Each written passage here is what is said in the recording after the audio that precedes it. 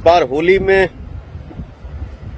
चमत्कार होने वाला है। मेरा होली आ रहा है और आप लोगों के आशीर्वाद से बहुत जल्दी हमारे भोजपुरी फिल्म के अनाउंस होने वाला बात, जिसमें अमिताभ बच्चन जी के साथ आपका बेटा काम करेगा।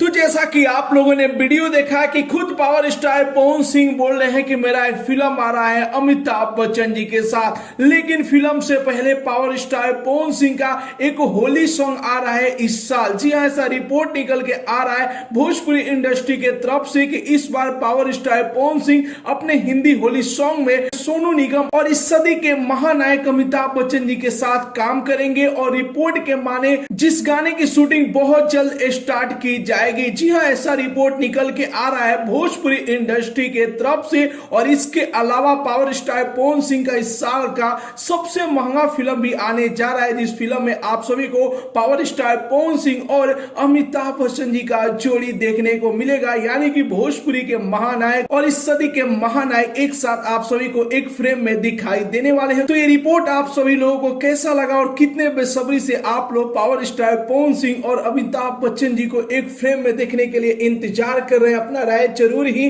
कमेंट बॉक्स में बताइए। मिलते अगले वीडियो में एक नया न्यूज के साथ, तब तक के लिए बाय बाय, टेक केयर, जय हिंद।